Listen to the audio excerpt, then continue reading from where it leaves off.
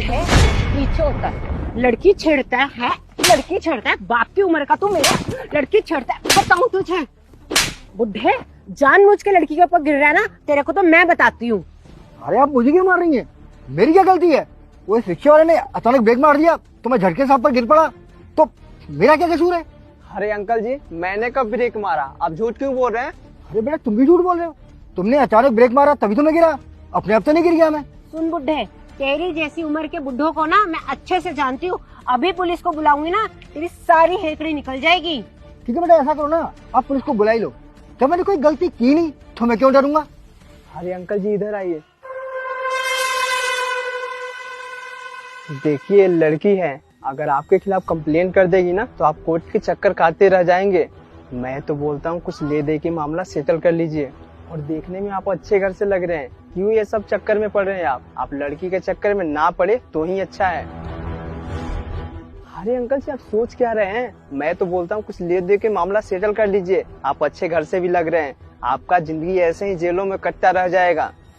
ठीक है बेटा, शायद तुम ठीक ही कह रहे हो।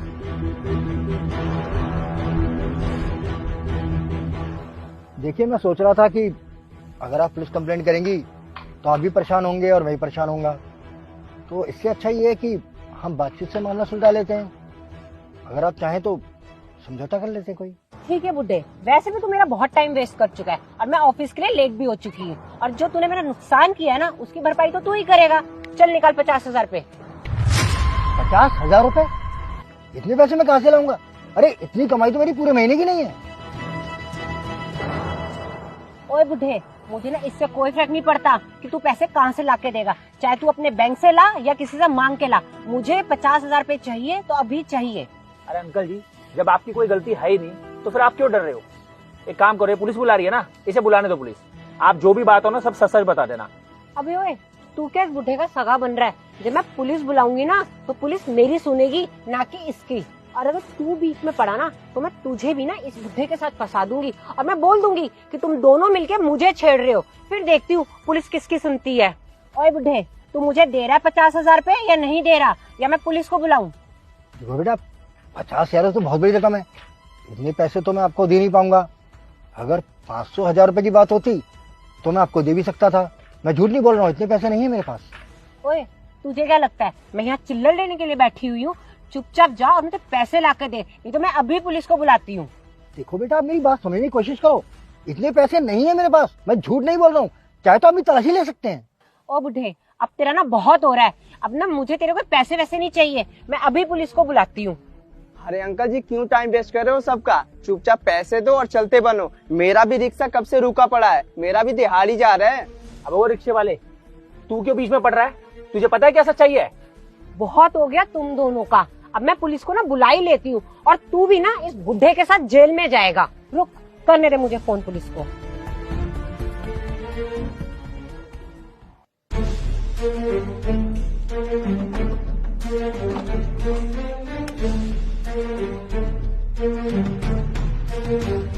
हाँ भाई, क्या लफड़ा मचा रखा है यहाँ पे? मैडम जी आपने कॉल करी थी? हाँ जी सर, मैंने कॉल करी थी। ये जो बुढ़ा है ना, इस बुढ़े ने मुझे छेड़ा, और तो और ये जो लड़का खड़ा है ना, इसने भी मुझे छेड़ा, और मुझे तो ऐसा लगता है कि ये दोनों मिलके लड़कियों को छेड़ते हैं। अच्छा मैडम जी, तो ये बात है। कोई बात नहीं, आप टेंशन मत लो, इन दोनों को थाने ले जाके इतना तोड़ूंगा ना कि आज की बार ये ऐसी हरकतें ही नहीं करेंगे। देखिए साहब, मुझे थाने लेके मत जाइए। वो क्या है ना कि सोसाइटी में मेरी बहुत इज्जत है, अगर मैं जेल में रहा तो मेरी इज्जत मिट्टी मिल जाएगी। मैं किसी को मुंह दिखाने लायक नहीं रहूंगा। प्लीज मुझ पर तरस खाइए, बुढ़ापे में ऐसा दिन मत दिखाइए मुझे प्लीज। देखिए मैडम जी, आप थोड़ी पढ़ी लिखी लग रही है मुझे। एक काम करिए ना, आपस में कोई सुलह कर लीजिए। क्यों बेफालतू के लफड़ों में पड़ रही हो? आप भी परेशान होगे और ये भी बेचारे बुजुर्ग है, इनके बुढ़ापे पे थोड़ा तरस खाइए, छोड़ दीजिए। सर मैंने तो बोला ही है इसे 50,000 रुपए दे और मामला रफा दफा कर। मैडम जी देखिए, बेचारा बुढ़ा इंसान है, मुझे लगता नहीं इसके पास इतने पैसे होंगे। एक काम करिए, जो भी इसके पास है वो लेके रफा दफा कीजिए ना, क्यों खामों का बात को बढ़ा रहे हैं? अरे अंकल जी, जब पुलिस यहाँ पर आई गई है तो आप इन्वेस्टिगेशन करवाइए ना, जो भी सच सच है वो बताइए, पुलिस अपने आप देख लेगी। अरे मैडम जी, अब ये कौन आ टपका जो पुलिस को ज्ञान दे रहा है? अबे वो सुन, मुझे मत सिखा कि मुझको मेरा काम कैसे करना चाहिए और कैसे नहीं, समझा? अपने काम से काम रख। और हवलदार साहब, आप यहाँ पर किस लिए आए हैं? न्याय दिलाने के लिए ना। आप तो इन दोनों की सुलह करवा रहे हैं और आप इन्हें क्या कह रहे हैं कि इन्हें कुछ दे करके रफा दफा कर ले। अरे ऐसे थोड़ा ना इंसाफ होता है। और पहले आप कुछ जांच तो कीजिए, इनके पास कोई सबूत है कि इन्होंने इन्हें छेड़ा है? अबे ओ सुन, मैं पुलिस वाला हूँ और तू पुलिस वालों को ज्ञान देने की कोशिश मत कर। मुझे मेरा काम करने दे। और वैसे भी जब मैडम जी बोल चुकी है कि इस बुढ़े ने इनको छेड़ा है तो छेड़ा है। अरे बात खत्म। चल ठीक है, तुझे गवाह चाहिए ना, मेरे पास गवाह भी है। और रिक्शे वाले, चल तू बता, इस बुढ़े ने इस लड़की को छेड़ा या नहीं? सच सच बोलियो। अरे खड़ा खड़ा मुंह क्या देख रहा है, बोल ना। ये तो तेरा रिक्शा है ना, ये जब्त कर लूंगा मैं। अरे हाँ सर, मैंने देखा है। ये अंकल ना जानबूझकर ये लड़की पर गिरे थे। मैं कोई ब्रेक रेक नहीं मारा था। ये अंकल झूठ बोल रहे हैं। अब ले भाई, सारा दूध का दूध और पानी का पानी हो गया। अब बता, क्या इन्वेस्टिगेशन करूं मैं? और अंकल जी, आप यहाँ पे क्या टाइम वेस्ट कर रहे हो? पुलिस स्टेशन चलना है या फिर यहीं पे बात खत्म करनी है? बताओ। ठीक है।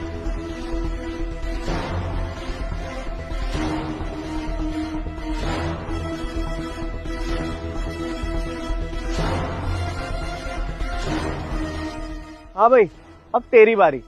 इनका मैटर तो सॉल्व हो गया। तू बता, पुलिस स्टेशन चलेगा या फिर यहीं पे बात खत्म करेगा? हाँ ठीक है साहब, मेरे पास अभी देने के लिए तो कुछ है नहीं। आप चाहे तो मुझे जेल ले जाइए, पर मैं आपसे एक सवाल पूछ सकता हूँ? हाँ हाँ पूछ, क्या पूछना है? सर, मुझे ये पूछना था कि आप कौन सी पोस्ट पर हैं? अच्छा, मेरी पोस्ट वही है, आईपीएस हूँ मैं। अच्छा, आईपीएस। और किस लेवल पर है? आईपीएस की स्टेज। अरे सर, वो होता है ना जैसे PS4, PS5, तो आपकी कौन सी रैंक है? हाँ हाँ, मेरी ये PS5 है। और आपका थाना कौन सा है? ये जो पूरा इलाका है ये मेरे थाने में ही आता है। फिर तो आपके थाने में एक अमित सागर नाम का कांस्टेबल काम करता है। आप तो जानते ही होंगे उसे, मेरा दोस्त है वो। अच्छा, अमित, अरे चेला है अपना, रोज सुबह की चाय वही तो लाके देता है। अच्छा, देखना सर, ऐसे ही दिखता है क्या? अरे हाँ, यही तो है। अरे इसकी शक्ल तो तेरे से मैच कर रही है। तेरा भाई है क्या?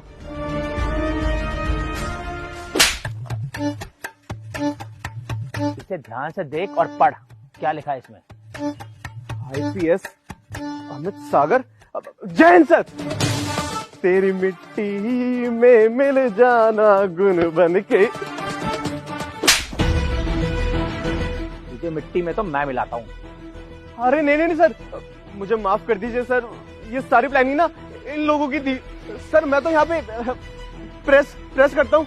आपके कपड़े भी प्रेस करने हो ना सर, बता देना, पैसे भी नहीं लूंगा आपसे सर। प्लीज बस मुझे माफ कर दीजिए, मैंने कुछ नहीं किया सर। ये भाड़े की वर्दी है सर, प्लीज। और आपको पता है, ये मुझे 1000 रुपए देते थे ये नाटक करने के लिए।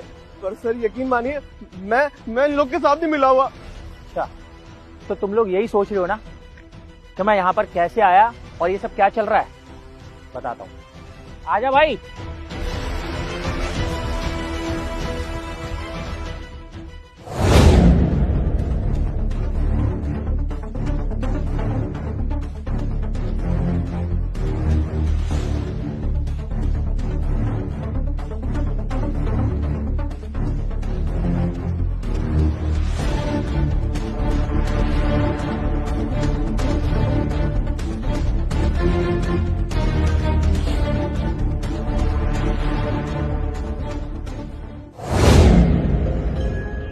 हम लोगों के पास ना काफी टाइम से कंप्लेंट आ रही थी कि यहाँ पर ऐसी कुछ धोखाधड़ी चल रही है।